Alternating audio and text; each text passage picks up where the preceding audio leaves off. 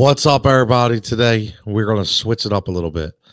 I know we talked a lot of football yesterday here on Jigsaw's Judgment, but today we need to talk a little basketball. Wednesdays, I'm going to use Wednesdays to change things up from time to time to transition from football to either basketball or baseball. And today, we have to talk about our Philadelphia 76ers. We have to figure out what is actually going on with this team. I have to ask, obviously, we are all talking about the head coaching search. We're all talking about who will be the next coach of this team. Well, I have to ask, what is the infatuation with Mike D'Antoni? That's what I have to ask. And the reason why I said that, listen, I'm a fan of Mike D'Antoni's offense, but for all the people that swear that all of a sudden that Mike D'Antoni is going to come into this team and automatically make Ben Simmons a different style player, I don't see it happening. Now, I have my own theories, excuse me, about why, the Tyronn Lue talk was basically smashed. Okay, I'll be honest with you. I think there is a power struggle going on right now in the front office. With the owner or owners, I should say, Josh Harris and Elton Brand. I really think that, Elton Brand may have jumped the gun and automatically hitched his wagon to Tyronn Lue. And I think right after that, I think what happened was, ownership stepped in and said, "Whoa, pump the brakes here. That's not the guy. We didn't talk about that guy we wanted." So I think there's something going on internally, which is why we haven't really heard too much. But now Keith Pompey, who is a highly respected beat reporter for the Philadelphia 76ers in Philadelphia, is saying that it's Mike D'Antoni's job to lose. I mean, listen, Mike, what's up, Mike? Good morning. Jigsaw's Judgment, avid follower.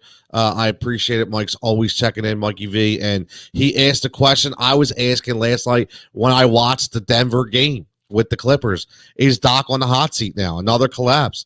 That's not good. Doc Rivers, that's not a good. Listen, that team looked lost last night. They got punked by a young team. And I'll tell you what, say what you want. Kawhi, Paul George, they gave up. They gave up. They packed it in the fourth quarter. I mean, it was ridiculous. Some of the shots they were throwing up, hitting the side of the backboard. I mean, they got their punk card handed to them last night. They really did. And I'm a very, very, very avid follower of the Denver Nuggets team. I really like Denver. And I'll tell you what, Denver is another reason why I get so upset when we talk about the Sixers' direction, because I just feel, again, with the Sixers, I'm upset. I am. I'm watching the guys like Jason Tatum last night balling out, who should have been on this roster, right? I really, really was surprised. I mean, yeah, Mike, I was surprised too. Those guys completely gave up, and that's not a good sign for Doc Rivers. It's not. But this is what I mean when we look to the future for Philly. We look at, could we hang with the Denver Nuggets? Could we hang? I mean, how about Jimmy Buckets, man? Jimmy Butler. I mean, I still cry every time I watch a Miami Heat game because Jimmy Butler should have been the guy here. Jimmy Butler, and whatever the reports are, I don't really care. All I know is you find a way to make it work. You find a way to make it work. And Jimmy's going to win. Jimmy may as well win a championship this year. He really may. Well, I mean, we have no high volume scorer like Jamal Murray. Absolutely not. That's a problem. Who on this team? We don't even have a high volume shooter like Chris Harris, right? We don't have a Jokic on this team. Obviously people may say that's Joel Embiid, but he's not playing up to it. He's not playing up to those capabilities. So there's so many different issues with this team. And I'm just curious on who this head coach is going to be. And on top of that, who is going to be able to fix these problems? And I don't know if it's Mike D'Antoni. I don't think we have the players to run a Mike D'Antoni system. You think about his play and coaching style is predicated on shooting ability. It's predicated on space. There was a reason why they brought in tongue-tied again on a Monday morning, but there's a reason why they brought in Russell Westbrook. They brought in Russell Westbrook for a reason. Russell Westbrook can get to the hole. He is tremendous in space, and he spaced the floor out. Okay, they got rid of Clint Capella. They went small, right? They went to an all-small lineup, a run-and-gun kind of team that was going to be dictated by James Harden, obviously, right? So Who is he going to do that with here? Is my question. Mike D'Antoni is not going to be able to do what people think he's going to be able to do here. I'm sorry. It's not going to happen. Trevor, what's up, buddy? As always, talking a little Sixers today, switching it up. You know, you look at Mike D'Antoni in Phoenix, right? Mike D'Antoni in Phoenix lost in the conference finals in 2004 and 5. 05 and 6 lost in the conference finals. 06, 07 lost in the conference semifinals. Phoenix 07, 08 lost in the first round. Do you see the pattern here, right? Do you see the pattern of Lakers in 12 and 13 lost in the first round, missed the playoffs in 13 and 14, right? I mean, Mike D'Antoni, to me, I don't see it. I just don't see the infatuation. And you see what he's done in Houston. 4 years, lost in the conference semifinals, lost in the finals, then lost in the conference semifinals, lost in the conference semifinals again. Listen, for any team in the West, this is your year, right? This is your year where Golden State does not have the dogs, right? This was your year to flourish. This was almost like, basically what Houston did when Michael Jordan retired. This was the Rudy Tomjanovich era for anybody in the West to be able to win a couple championships. And listen, somebody's going to take advantage of it. And it looks like the Denver Nuggets are going all in, and they are going to give these Lakers team fits. I'm telling you right now, the Lakers are not going to have an easy time with the Denver Nuggets. They play Mark Malone has got these guys, or Mike Malone has got these guys balling. He does. He's got them playing tremendous defense. They're hitting. Listen, the biggest thing is they're hitting high percentage shots, right? They're hitting high percentage shots, and they have guys that people forget about. Listen, Michael Porter Jr. has been electric in the bubble. Paul Millsap is a savvy veteran who's able to do so many different things on the court. Mason Plumlee is another guy that can come in and spell Jokic and play that center role. They have a lot of guys on the Nuggets that people are forgetting about. The Nuggets are probably the deepest team beyond the Lakers and the Clippers, and they just knocked off the Clippers, which is very, very interesting. So Trevor's asking, so where do you see Billy Donovan going? Bulls, Sixers. I love Billy Donovan. I like his style. I like what he stands for. I like the culture he brings to a team. I like him being, coming from the college ranks, to be able to transition his coaching style in order to be successful. And yes, listen, Billy Donovan was successful. Okay, he did know what to do. So I like Billy Donovan. I still haven't heard Nate McMillan's name mentioned, which I'm very surprised. I still think Nate McMillan got a raw deal. I'm not a Tyronn Lue guy. You guys already know that. I'm not talking about Tyronn Lue. He's not my guy. I like Mark Jackson. I really do. I think he's another guy who's not getting talked about enough. I like Sam Cassell. Sam Cassell is another name that people aren't talking about as well. So there's a lot of coaching candidates. But so for me to sit there and say it's Mike D'Antoni's job to lose, I'm highly disappointed in that. I am, because I don't want Mike D'Antoni here. I don't. And it's no disrespect to what his credibility is. I just don't think he's the right coach for this team. Now, it depends. Will the Sixers go and change the entire makeup of this team? Is it even possible for them to tie the entire makeup of this team? Can they figure out a way to get a guy like Devin Booker here to be able to listen? You watch the Celtics, right? You watch. I am a huge, absolute huge Marcus Smart guy. Marcus Smart to me is the epitome of a poor man's Jimmy Butler. Okay, he really is. Marcus Smart plays hard all the time. Marcus Smart is the guy that he's the baseball player that comes in and takes the pitch, takes one for the team, gets hit in the thigh by the fastball, 97 miles an hour. Marcus Smart's a guy who gets run over on the floor, whether he flops or not, taking the charge in crucial times of the game. Marcus Smart's the guy who will sit on the bench, shut his mouth, come in and play a tremendous role whenever his number is called. Marcus Smart is a guy who does everything the right way when it comes to preparation. He's a guy I would love to see on the 76ers. Marcus Smart is not talked about enough. He's not. I'm sorry. And he is that guy. He's not going to get the superstar credibility, but he is a fantastic player, and he is a guy that keeps that Celtics team going. He really does. Listen, when Gordon Hayward got hurt again, everybody started to pack it in a little bit. Everybody thought, wow, because Gordon Hayward was having a hell of an NBA bubble season. He really was. His shooting percentage was up in the 50 to 60% range. So he was playing very, very well. And everybody thought once they lost him, that was going to be it. He was that secret weapon Boston had. Guess what? Didn't matter. Marcus Smart stepped right into that role, and he played huge. And I'll tell you something. Watching that Clippers game last night and watching Paul George and Kawhi basically give up and watching those two guys just come up very, very small on a very big stage. I'll tell you what, if I was the owner too, I'd be highly pissed off right now. You spent a lot of money to bring Kawhi Leonard in here, and you spent a lot of money and capital to be able to bring a guy like Paul George in here because your superstar and Kawhi Leonard wanted that guy. I mean, listen, it's almost the equivalent of Bryce Harper saying, I want JT Realmuto here. You need to sign him because I'm the guy who runs the roost here. I'm the guy who controls the team. So I can understand why the owner would be highly pissed off, because that's a game you need to win, man. If you're the LA Clippers and you have two of the best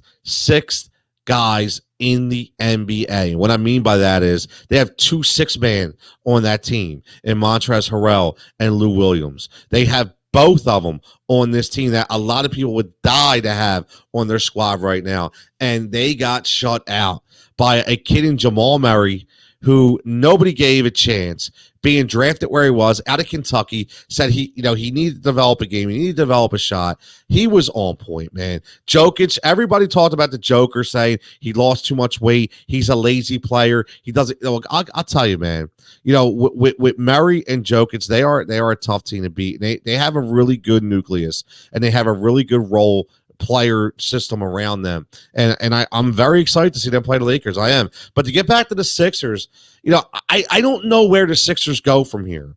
I took about a week off from talking NBA because obviously, with all the fantasy work that I do and the NFL work, that I really had to get down and get ready for week one. But now that I get back into the Sixers talk and I get back into the coaching search and I get back into these ridiculous contracts of Tobias Harris being maxed out, what are they going to do with Josh Richardson? Do they listen, for all intents and purposes, if this Josh Richardson last year, I'm not going to cry about it. I'm really not. It's not really going to bother me. Tobias Harris, if they can find somebody to take that contract, please take it. But I highly doubt that that's going to happen. So the Sixers made a lot of bad money moves. They did a lot of bad money moves. It's hitting them right now. Listen, I'm with you, man. I'm with you. I do not want D'Antoni here, and B will never touch the paint. Listen, right now, that's the perfect comment for this show. You know why? Because if people follow me, that's one of the things I yell and scream about all the time. Listen, Joel, I understand it's a new game, but you still have to play the strengths. And Joel's strength is in the paint. Say what you want. His strength is in the paint. Not because he just has to post up all the time, because he's unguardable. He is unguardable. If he would play to the way his body is perceived and the way his position is perceived, he is unguardable. Shaq has said it. Barkley has said it. We all see it. And if Mike D'Antoni comes in here, there's a reason why they sent away Clint Capella, because they want to go small, because they want to run and gun. That does not fit in to the Joel Embiid mold. So basically, if you're going to bring Mike D'Antoni here, say goodbye to Joel Embiid. Say goodbye to Joel Embiid. Right? I'm 100%. I mean, listen, Joel Embiid's role is to work the ball down to get it out. See, this is why this team is so poorly constructed. It really is. And I've said this again. I'm going to get in this conversation right now. I don't need Ben Simmons to shoot, but disagree, agree, whatever you want. I need him to finish. That's all I need Ben to do. I need Ben to be decisive with the ball. I need Ben, when he goes coast to coast, to stop getting up in the air and kicking out for a three. Take the ball to the friggin' hole, dunk it, finger roll it, lay it in. That's all I need him to do. I don't need him to shoot a 20-footer. I don't need him to shoot a 3-point shot. It doesn't matter. If Joel plays his role, if you construct a system where Joel is getting the ball down on the block and be able to work the ball back outside, and if you had a couple shooters that could actually knock down shots, this is a completely different team. Completely different team. 100%. Completely different team. And that's why, listen, look what D'Antoni's system did. The biggest guy they had in the lineup this year for Mike D'Antoni was P.J. Tucker, okay? And P.J. Tucker just, listen, all due respect to him, he did what he could do. But if Russell Westbrook wasn't hitting shots, if Eric Gordon wasn't hitting shots, especially when he was injured, they didn't have his presence in there. But James Harden was coming up small. Who else was going to overtake them? I mean, you had Robert Covington, who was out there getting shots, as much as he could, getting blocked shots on the glass. And that was basically like your center in the playoffs. Joel Embiid isn't going anywhere. Listen, Andre, I agree, but I will tell you something right now, and I'll say this every single day. If there is an opportunity, if there is a tremendous opportunity to take Joel Embiid, send him elsewhere in a package deal that gives us another presence and a tremendous shooter from the outside, I am in all day. I will keep Ben and I will get rid of Joel 10 out of 10 times every day. Just my opinion. I don't want to get rid of any of them right now. What I want Joel to do is grow the hell up. That's what I want him to do. I want him to stop chirping on Twitter. I want him to stop chirping on Instagram. I want him to start worrying about his game and his conditioning and not worrying about telling Jimmy Butler he's proud of him or writing cryptic message. This is on Twitter. Listen, this is the one thing I have a problem about Joel Embiid. He is not a leader, and I understand that. But when you get paid that kind of money and you're on that and you come out, listen, it's not just about the money. It's about the way you portray yourself. You're talking about how this is my team, right? You're talking about that. Well, you need to be about it, not just talk about it. And Joel came up very small after they lost. Very small. Didn't have much to say. I was highly disappointed the way he disrespected Brett Brown, in my opinion, because this wasn't just on Brett Brown. This was on the players as well. As much as I agree with the move, I wanted Brett Brown going 2 years ago, I still think Joel could have done a lot more to show that he's ready to take that next step. So if you're asking me, Joel or Ben, it's Ben all day. Let's get Buddy Hield. I'll tell you what. I would love Buddy Hield. There are a lot of people were talking about Buddy Hield, man. That's a name that came out a couple weeks ago, and he is fire, man. He is fire from the outside. He is the guy where, listen, Ben, drive for Buddy. I like that. Ben, listen, just Ben drive, right? That's all I need him to do. But now Buddy's that guy, so if Ben does, even though I don't want him to do it all the time, but if he were to be able to kick the ball out, if Joel Embiid was able to get the ball down the block, now he has somebody. Tobias Harris isn't that guy. I would love to get Buddy Hield here. Think about this.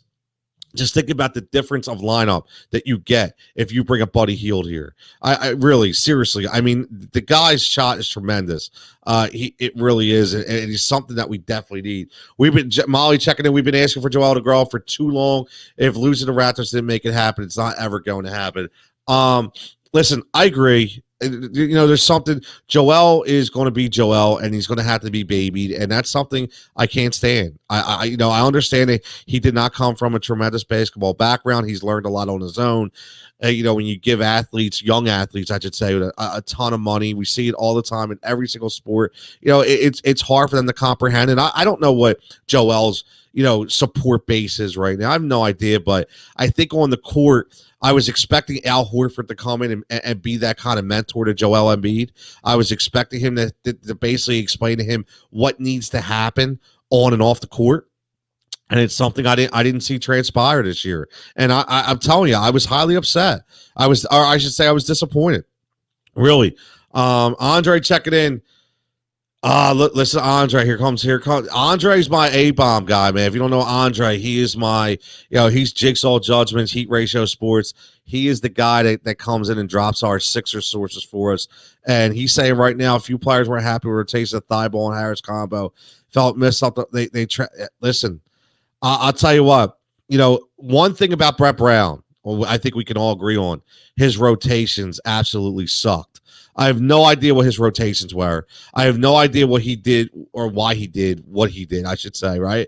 The rotation of Thibault and Harris combo. This is what happens, right? You have a guy in Al Horford who you pay a ton of money for. You have a guy in Tobias Harris who you pay a ton of money for. No matter what, no matter how bad they stink, no matter how bad they're not producing, unfortunately, because you're paying them a shitload of money, they have to be on the court. And that gets in the way of some of your decisions. So don't think for a second that Brett Brown, it wasn't hinging on his mind that, we're playing Tobias Harris a ton of money here. We're paying him a maxed out contract. He needs to be on the floor. Even though the rookie is outplaying him at times, okay, because Matisse is going to be a tremendous player in this league. It didn't matter. A contract, money talks, man. Very time when the GM left, that again. The GM left at the last. The GM, because here's the thing, and please explain to me this scenario and tell me if you guys feel the same way. I really think. Let's say Andre, the GM wasn't happy with that, and Brett didn't want to change. When Brett didn't change, it was told to change. The turmoil. I see it. There was a lot of stuff going on, Andre. I think you're absolutely right. A ton of stuff going on. And here's my thing. Elton Brand, I know EB is getting a lot of heat, right? EB is getting a lot of heat, and I get it. I understand. He's getting a lot of heat for bringing Al Horford in. He's getting a lot of heat for letting Jimmy Butler go. He's getting a lot of heat for maxing out Tobias Harris. Okay, but here's the thing. I really think that, Al Horford, again, was not signed to shoot up 25 threes a game. That's not what he was signed for, right? The vision of what Elton Brand had when he signed Al Horford was not dictated on the court. And listen, you could go back and you can listen to the preseason. You can listen to week 1 where Al Horford sat in front of a microphone and said he didn't understand his role. Here's a 30-plus-year-old veteran who's won playoff games single-handedly as your rival with the Boston Celtics, telling you he has no idea what the hell's going on. That's a problem. So I think the struggle is real, and I think it was happening all year. There's no way Elton Brand envisioned that lineup to be the way it was when he signed Al Horford. There's no way. There's absolutely no way. He envisioned Al Horford to be playing down low. He envisioned Al Horford to be the screen guy on a pick and roll. That's what he did so well, so eloquently in Boston. He was used a completely different way here. A completely different way. And so I am not going to pin this on Al Horford. I want Al Horford to be used the way he should be used. And let's see what happens. And I think that was the problem between Brett Brown and Elton Brand. I do. I really think that was one of the issues. I think Brett wanted who he wanted. I think Elton gave him what he could, but said, listen, it's your job as a head coach to take these pieces and make them work and put them, not to quote Andy Reid, but in the best position to play, right? This is what you have to do. And unfortunately, Brett did not do that. He didn't. He did not do that. Molly checking to say she loves EB. Think everyone needs to chill on that. EB told us in the postseason press conference he didn't have full control and needs more basketball minds. Well, there's a telling sign. If your general manager is telling you he does not have full control and needs more basketball minds, that's exactly my issue. Andre, exactly. You just summed up what happened. EB was ready to suit up. Yes.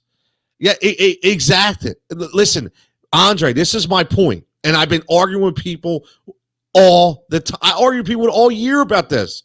Al Horford was completely misused. Al Horford did not just wake up and lose his game, okay? And say what you want. I don't care if you've been in the league for 15 years or 2 years, when your mental psyche is challenged and when your mental psyche is not up to what the capability is, you indirectly are going to fall short on expectations and your abilities are going to suffer. And that's what happened to Al Horford. He was lost. I don't care if he was a veteran. He was lost in a system that did not fit him, which brings us back to Mike D'Antoni. So why the hell would you want Mike D'Antoni here? He is not this system. Justin, checking it. What jersey rocking? All right, I'll stay up. Look, this is my Ray Allen Sonics jersey right here. All right, I love the basketball jersey. I think I talk a little basketball today and throw out that Ray Allen, one of my favorite shooters of all time. Listen, I don't know if it's Ray Allen or Reggie Miller, but if I'm getting the last shot in Game 7 of the NBA Finals, I'll tell you what, it's a toss up between Ray Allen and Reggie Miller. I might have to go Reggie. Just because I just think that Reggie's one of the best shooters of all time as well. O'Neal checks in. No Rivera. The Sixers are a joke. Listen, I'll tell you, man. The Sixers are becoming a joke, and it's a shame.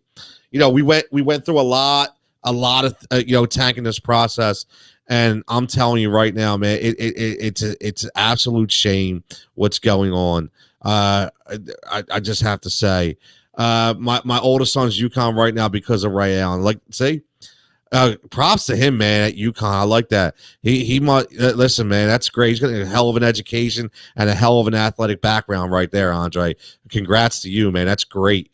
Molly checking in. Joke is a little extreme.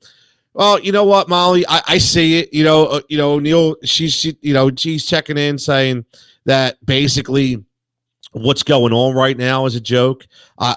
Maybe we can change that a little bit, change the context of that. So I kind of agree with that. The Sixers have been a joke since the Iverson ended. So, Frank, listen, man, they've been a joke because, and Molly, I think this is what they mean. They've been a joke because, they had the direction set, right? Let's face it. Sam Hinkie was ousted because he got inside the NBA system and he made a mockery of everything the NBA stood for, from a draft capital standpoint and from a revenue standpoint when you go, when you're running an NBA franchise. So he had to go, in the NBA's eyes. And then you bring in the Colangelo brothers who, listen, Brian Colangelo did nothing for me, absolutely nothing. And when you come out with a burner phone conspiracy theory and things of that nature, that's what makes your organization become a laughing stock around the NBA. And don't think for one second that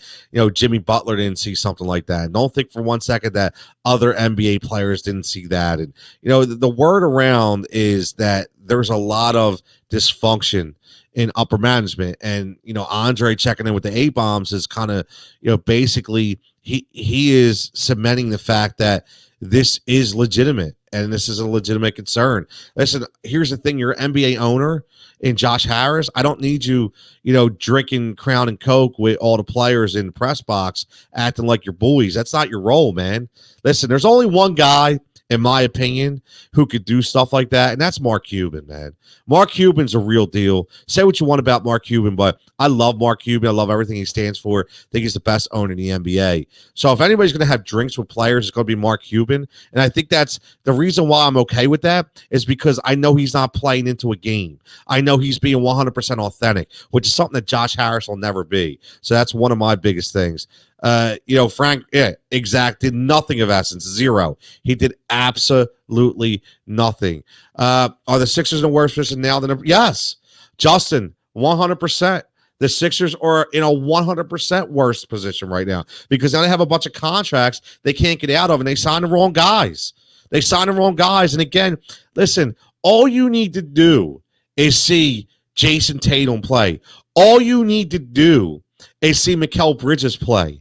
And again, that draft day to trade Mikal Bridges for Zaire Smith.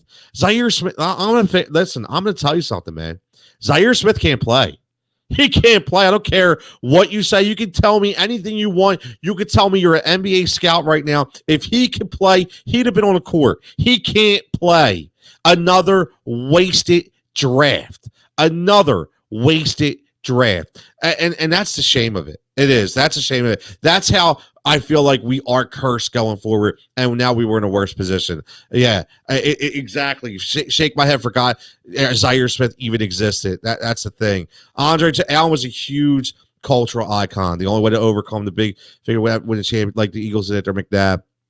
Listen, Andre, your first statement, Allen was a huge cultural icon. I love it. I say it all the time because he was. What did Allen Iverson represent to the NBA? When Allen Iverson came out of Newport News, Virginia, and came out of Georgetown, when he came to the Philadelphia 76ers, what did he bring in? And listen, it wasn't the Fab Five. I know the Fab Five were the first, with Chris Webber to wear the baggy shorts. Okay. But listen, this was Allen Iverson represented a hip-hop culture into the NBA. He brought that culture. He brought the cornrows and the tattoos. He brought the image of, it's okay to be authentic. It's okay to be who you are on the court, just like you are off the court. He brought that to the NBA. And ever since he brought that, remember, ever since he brought that kind of style and that culture to the NBA, it has caught on, and it's tremendous. It is. I am a 100% hip hop fan. I've always been a hip hop fan. I'll continue to be a hip hop fan.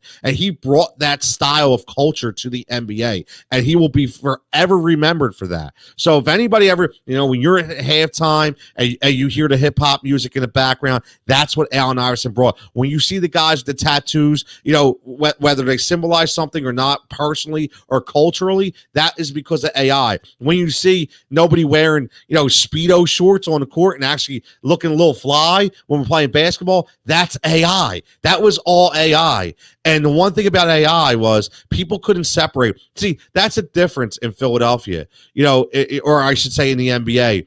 And unfortunately, people could not separate the Allen Iverson off the court, the Allen Iverson on the court. And I will say this, Allen Iverson, you see his jersey behind me, one of my favorite players of all time, not just Philadelphia 76ers, but the NBA. And the reason why I say that is Andre texts in, he says, authenticity made it exactly. It's okay to make mistakes even when the cameras are rolling. And you know what, Andre? The one thing about AI, you'd never question his grit. You never question his effort. You never question his heart. That man put everything on the line no matter what.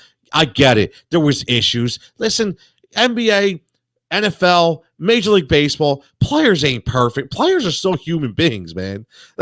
People, I love Charles Barkley for always saying, listen, I'm not a role model, right? I understand that. And I understand that there's a fine line to saying NBA players and Major League, or I say professional athletes have a role to be role models. But we as parents also have a role to be role models. So, it's our job to say, you know what?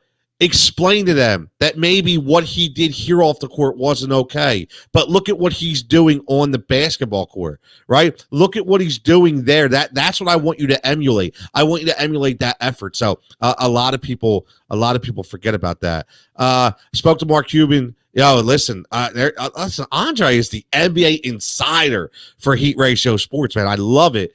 Mark Cuban, yes. He is the real deal, man. I love listening to him. He gets it done later. That works in today's league. Listen, he's vocal and he's visible, Andre, and he's real. That's the thing. You could be vocal. I say this all the time. You guys know that. Just don't talk about it. Be about it. And that's one thing you never have to question with Mark Cuban. Talk about it. Be about it. That's one thing he 100% has to do.